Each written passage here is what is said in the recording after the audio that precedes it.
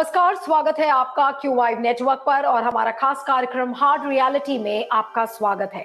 आज बात करते हैं prevention of money laundering act की, जिसके नियम में कुछ बदलाव किए गए हैं और बदलाव ऐसे कि उसमें अब जजेस को भी शामिल किया जाएगा, उसमें जो सेना के जो अधिकारी हैं और जो नीचे के जो सैन्यकर्मी हैं उनको भी इंक्लूड किया जाएगा और एक नई कैटेगरी के बारे में बात किया गया है, एक नई श्रेणी को इन नियमों जो नए नियम जो बनाए हैं इसमें और जो ट्वीकिंग हुई है रूल्स की, उसमें एक नई कैटेगरी है पॉलिटिकली एक्सपोज्ड पर्संस यानी कि पीईपी की।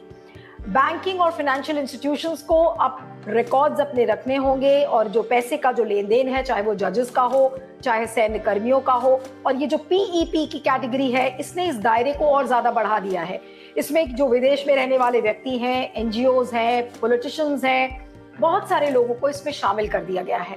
अब इसको लेकर चिंता यह है कि इस कानून का दुरुपयोग क्या हो सकता है, इसको लेकर बहुत सारी शंकाएं हैं। बहुत सारे ऐसे सेक्शंस हैं पीएमएलए के जहां पर अभी बहुत ज्यादा क्लैरिटी नहीं मिली है। जैसे कि पीईपी की बात करें तो पीईपी का जो कैटेगरी है, सेना के अगर हम बात करते हैं या फिर जजों की बात करते हैं, तो ये जो नियम कानून है ये कब तक लागू रहेंगे। मान लीजिए कोई अधिकारी अगर रिटायर कर गया है तो इसके बाद वो कब तक वो चीजें उस पर लागू होंगी, इसको लेकर भी अभी बहुत ज्यादा क्लैरिटी नहीं है। लेकिन लोगों को शंकाएं बहुत ज्यादा है।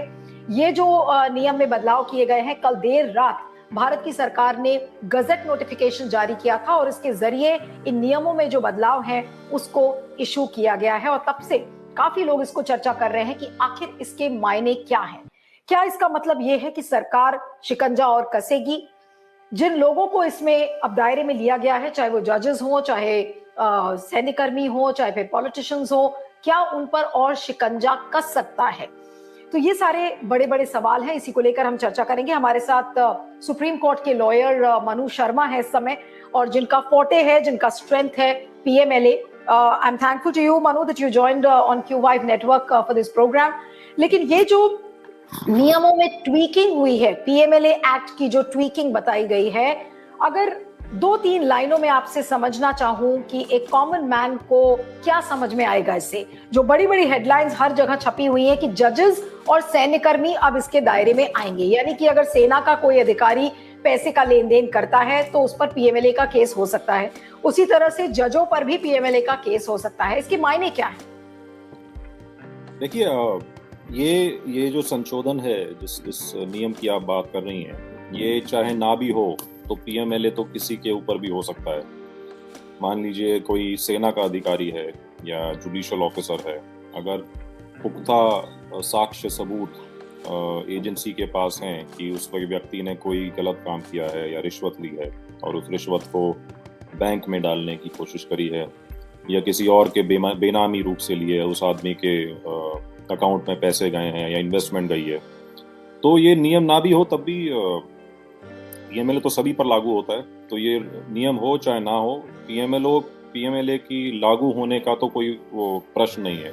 जो भी व्यक्ति बुरा काम करेगा, जो पीएमएलए के स्कोप में आएगा, उसके ऊपर चल सकता है मुकदमा, जब तक कि ये दिखाया जा सके कि उसने कोई शेड्यूल्ड ऑफेंस में भाग लिया और शेड्यूल्ड ऑफेंस से जनरेटेड पैसे को अपने पास में रखा, तब पीएमएलए अप्लाई होता है, लागू होता है। ये नियम सिर्फ ये कहता है कि कुछ वर्षों तक बैंक, जो कि रिपोर्टिंग एंटिटी की श्रेणी में आते हैं पीएमएलए में, वो ऐसे व्यक्ति जो ये राजनीति से प्रभावित व्यक्ति, जो परिभाषा अभी आई है इन नियमों में, उस श्रेणी में जो लोग हैं उनकी बैंकिंग हिस्ट्री को कुछ वर्षों तक रखा जाएगा बचा के, और अगर भविष्य में कोई जांच खुलती है तो उस डेटा को, उस एविडेंस को, उस स्टेटमेंट ऑफ अकाउंट को इस्तेमाल में लाया जा सकता है। मेरी जो अभी तक की रीडिंग है इस संशोधन को लेकर, वो ये है कि इसके ना होने से भी बैंक, अरे आपका, मेरा, आपके कैमरामैन का, मेरे एसोसिएट्स का, वकीलों का, जजों का, आईएएस ऑफिसर का, बिजनेसमैन का, सभी का सारा banking history anyway bank maintain करता है। आप कुछ कितने भी पीछे जाके स्टेटमेंट निकाल सकते हैं। तो ऐसा नहीं है कि ये नियम आने से ही वो वो रिकॉर्ड बचा के रखा जाएगा। वो तो एनीवे रखा जाता है, और कोई भी एजेंसी कभी भी चिट्ठी लिखकर किसी भी बैंक से रिकॉर्ड मांग सकती है। पर ये संशोधन, ये नई परिभाषा जो आई है, राजनीति से प्रभावित व्यक्ति, इसका एक मानसिक दबाव जो है वो कह सकते हैं, वो इन लोगों पे जो इस श्रेणी में, इस परिभाषा में मेंशन्ड हैं, वो महसूस कर सकते हैं कि देखिए पीएमएलए तो जैसा मैंने कहा किसी पे भी अप्लाई हो सकता है, किसी पे लागू हो सकता है, मगर उनको साफ तौर पे उस श्रेणी में उनका नाम लिखना कि judicial officer, army officer, important political office, इस तरह से मानसिक दबाव बनने का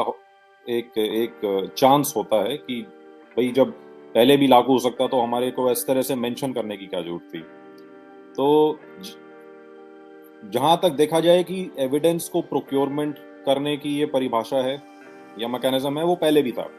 कोई आपकी भी बैंकिंग हिस्ट्री कोई भी एजेंसी निकाल सकती है, मेरी भी निकाल सकती है, किसी भी सड़क पर चलते आदमी जिसका बैंक अकाउंट है उसकी निकाल सकती है। उसके लिए